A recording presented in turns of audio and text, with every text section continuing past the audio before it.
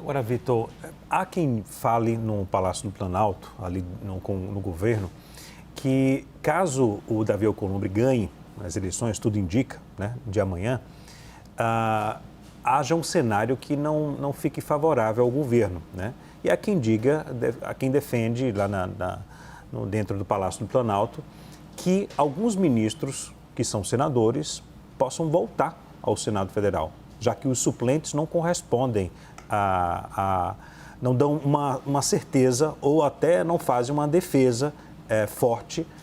para o governo, né? O Vitor, e depois eu quero ver a Edilene, que a Edilene está concordando, que eu acho que ela tem a apuração semelhante. Vitor. Leandro, o que se comenta no Congresso Nacional é que essa correlação, né, essa relação entre o governo e a Câmara e o governo e o Senado, ela vai se inverter. Hoje, né, a gente tem uma relação um pouco mais árida do governo Lula com o presidente da Câmara, Arthur Lira.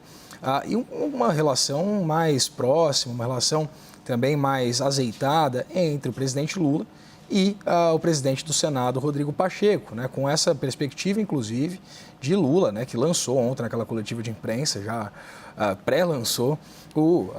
atual presidente do Senado como candidato, né, como candidato apoiado pelo presidente da República ao governo de Minas Gerais no ano que vem. Então, na verdade, o que a gente percebe é exatamente essa mudança em torno dessa relação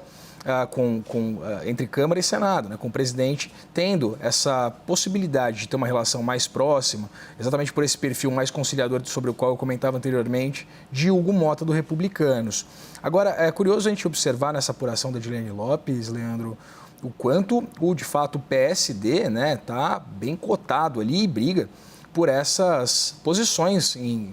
postos importantes no governo. Vale destacar, inclusive, que essa perspectiva, por exemplo, de uma oferta de algum cargo importante a Antônio Brito tem tudo a ver com essa articulação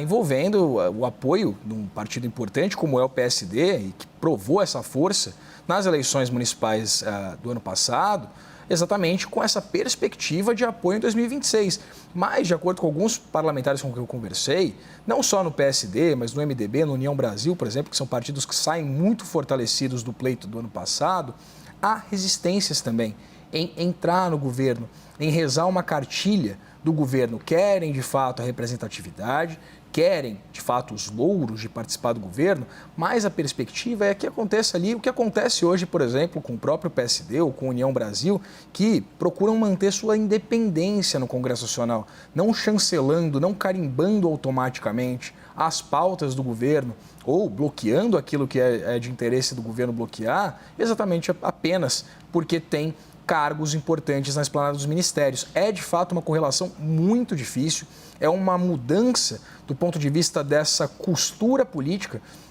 do que, por exemplo, Lula já esteve acostumado em seus primeiros mandatos, com alianças muito mais sólidas, com apoios contundentes e com essa perspectiva também, sobre a qual eu comentava anteriormente, da troca de emendas, por exemplo, por votos em pautas consideradas importantes pelo Palácio do Planalto e a ala política do governo.